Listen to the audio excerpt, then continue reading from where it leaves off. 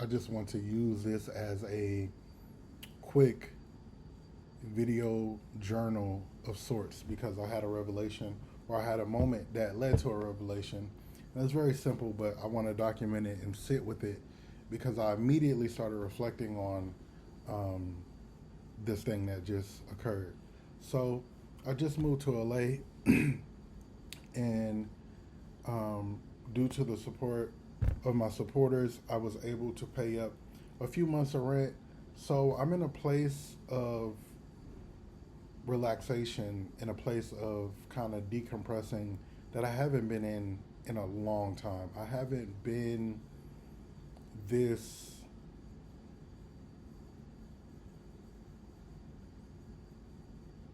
relaxed. I haven't. I haven't been able to not have something over my head, whether it be a financial obligation, some sort of stress, or some sort of thing just overwhelming me. And I was in my kitchen, I was cooking myself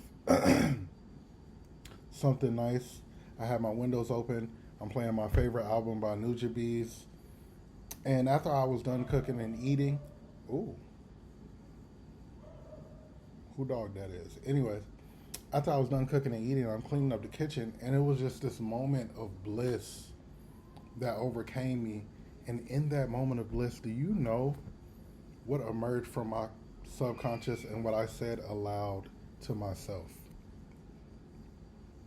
I said, it won't always be this peaceful. That pissed me off so bad. That really upset me. And I immediately fell into a revelation about the shame I carry around peace, the shame I carry around joy. And it's like I've experienced so much hardship in my life, so much uprooting, so much perpetual transformation and undoing and grief, betrayal, you name it. Like, I've just experienced so much consistent discomfort that in a moment of true comfort, in a moment of true peace, the first thing I thought to myself was, this is temporal. This will not last. And that really upset me.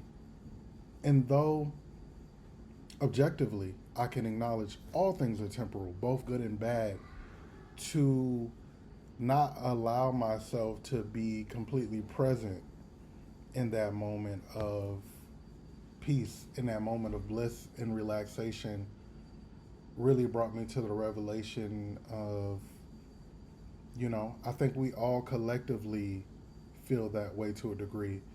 Uh, you know, if we're talking about micro, macro, I feel like on a larger scale in the Western world, to feel any joy and peace feels so wrong right now with how corrupt the world is. But it's a necessity that we feel some type of joy, some type of peace, because it can't always be doom and gloom. It can't always be anticipating some sort of uprooting, even if it genuinely is coming. What of it? And that's what I'm sitting with. What of it? Even if my joy and my peace and my bliss is temporal, what of its impermanence? Does that mean that I can't enjoy it in a moment? Does that mean that I remove myself so viscerally out of it in the anticipation of something else?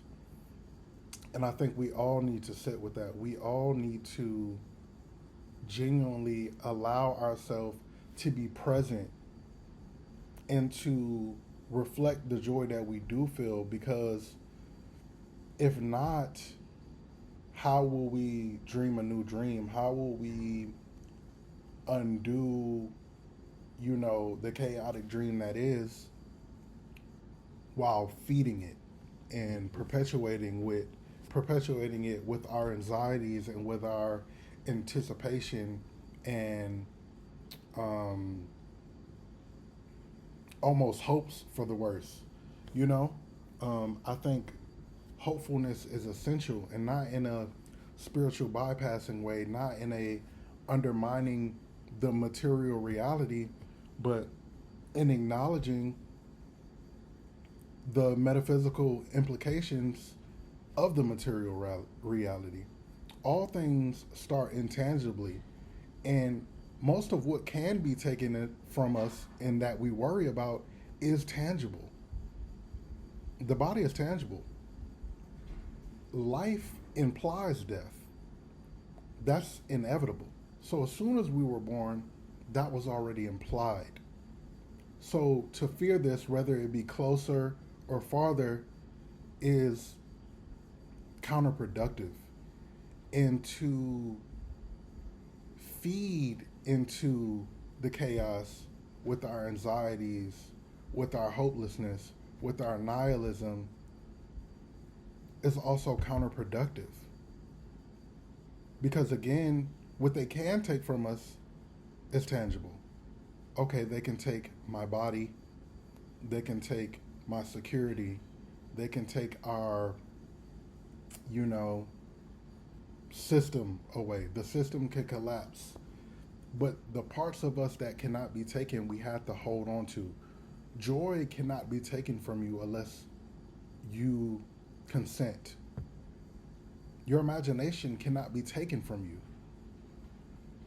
The execution of your imagination may be limited by your material condition, but to some extent, even that is folly. So it's imperative that we ground ourselves and that we be present in our joy in any moment of peace we feel, in any moment of reprieve and just delight. You feel me? I think it's absolutely essential. And I really was so upset with myself that I would say something like that to myself in such a peaceful moment, but I also understand where it emerges from.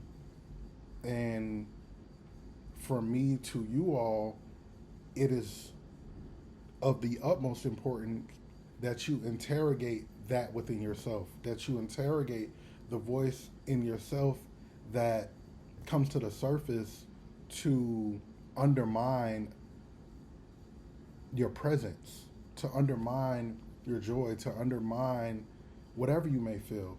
If you are, let's say, in a romantic situation and all you know is heartbreak, and the first thing you do when you start to experience real love again or romance is immediately self sabotage and say to yourself, oh, this isn't going to last or this is going to go bad. Even if that may be the case, to not extend the allowance of presence, of being in the moment of joy, of being in the moment of peace, of bliss, of stimulation, of um, all the good things. Why do we do this? Like, genuinely. So, I don't know, I've been rambling, but essentially my revelation was it is okay to be present regardless of what is going on. It is okay to experience joy. We don't need to feel shame around peace, joy, or any of these things. And y'all may think to yourselves like that's just always, with me because, I advocate for whimsy and that's like my whole thing. But like the whole reason I even advocate for whimsy is because I've been through so much fuckery. Like that is my transmutation. So I don't know if I've made my point yet. You know, I've been all over the place. But please allow yourself to be at peace. Please allow yourself to have joy. If anything, relish in it and project it back into the world and put it everywhere you can and create from that source. It's imperative. Bye. Y'all stay whimsical.